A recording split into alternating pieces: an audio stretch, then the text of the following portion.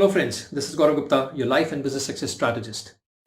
Just because you're going through difficult times doesn't mean you have to go through difficult relationships. And in such times, it's very easy to get carried away and react rather than responding. There's this story, a very wonderful story about this boy who always used to lose his temper.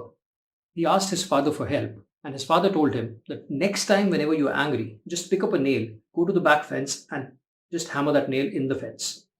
The boy tried it, and in a few days he could see that it was easier to hit the nail in the fence rather than shouting at somebody. And gradually his temperament and his temper got more calm. There was one day when he was no longer angry. So he went to his father and asked him, "Father, what should I do next?" The father said that for every day you're able to control your temper, just pull out one nail. He said, "Okay, I'll do that." After a few days, in fact, few weeks, this boy was able to completely control his temper. All the nails were gone. So he brought his father to the fence and showed him the fence. The father said, "Very good. I'm proud of you. This is really well done." But an important thing for you to understand, my boy, is look at the fence. The fence has all these holes. You've removed the nails, but these holes cannot be pegged. The fence will never be the same. A very profound lesson for all of us. In that moment where you're angry, upset, annoyed, and frustrated, there's a tendency to just shout on people, react to people, and say something which you really regret later. See, if you punch somebody, or if you hit somebody with a sword, or you stab somebody with a knife, you might be able to take out the knife and the sword later, but no amount of sorry would really make for the damage which has been done to this person. And your words are the most potent sword.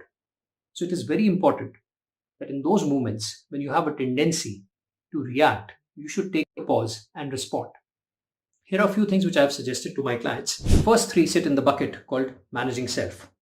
Managing self, managing your priorities, and managing your states. Number one, find your balance. One of my favorite books is the Bhagavad Gita.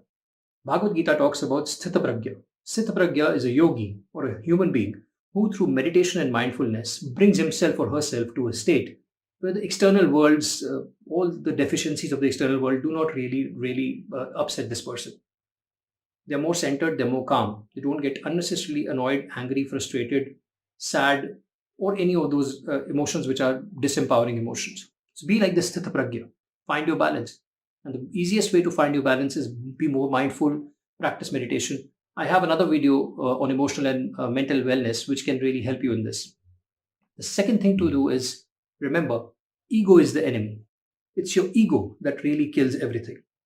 In any situation, if you observe it as an observer, you'll find that it was not so much what the other person said or they did. It was that the other person did not adhere to your rules, to your way of thinking. Remember, everybody is a human being, especially the people you're dealing with in your family. They are human beings. So just keep your ego down, observe it as an observer, and take steps to understand the other person and do things according to them. Be a little more flexible. The third thing is, and this is the most important one, first things first. Your family is your first priority. It takes time to nurture relationships, to build a family. So give complete focus and priority to your family and keep unnecessary worry away. The next three things sit in the bucket called managing relationships. Number one here is love and respect. When you're vibrating at the frequency of love and above, you tend to look at other people from more understanding, more care, and more love. And that changes everything for you. That is the moment you'll stop sweating over the small stuff. The second thing here is think win win. Other people are also in this with you. Everybody else is going through the same emotions. It could be your spouse, your parents, your children. Everybody's routines have changed. Everybody's going through the same thing. So be more emotionally aware and practice emotional fortitude. And the third thing here is seek to understand others rather than to be understood. See, every human being has these 6 needs. These are needs for love, caring, growth, contribution, certainty, and variety. So when you're approaching people, look at them from a perspective. I'll give you a wonderful perspective of a video game. So if you play a video game, especially the war and the fighting video games, there every character has an energy level or lives. So when you're looking at people, see them with 6 bars or 6 energy bars, which are the 6 needs. And everybody has a different level of this tank being filled for them. Your job when you're meeting people is to understand who needs which of these needs in how much quantity and fulfill that need, and your relationship would be stronger. So that was managing relationships. The last four things sit in the bucket called being human. Human beings are the only species on the planet who can do three things which others cannot. Human beings can communicate, human beings can have gratitude and be thankful, and human beings can practice a sense of humor and have fun. So here is what you should do. Number one, speak to the family members. Talk to them, communicate to them.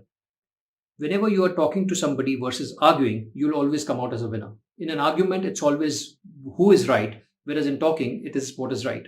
So speak to your family members. Never argue because you can win the argument, but you lose the person. So always speak. Sit down, talk to your family members. Second, chart out a schedule. Divide responsibilities. Divide the things which you have to do and balance everything, your work, household chores, time with family, everything, and then stick to that schedule. Third, practice gratitude.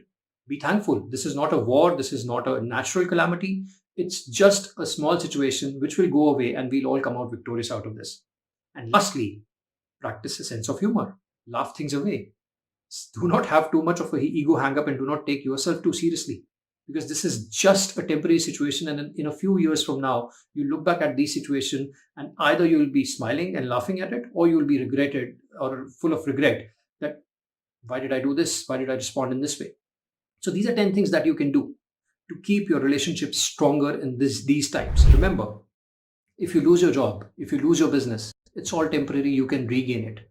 But if you lose a person or the love and respect of somebody, that can never be regained, and the fence will never be the same again. So thank you so much. It was a pleasure talking to you. If you have not subscribed to my channel so far, please do so now, and also share this video with your friends and family and your network. Till we meet next, stay blessed, keep rocking, love your family, and be human. This is Gaurav Gupta, your life and business success strategist, signing off. Thank you.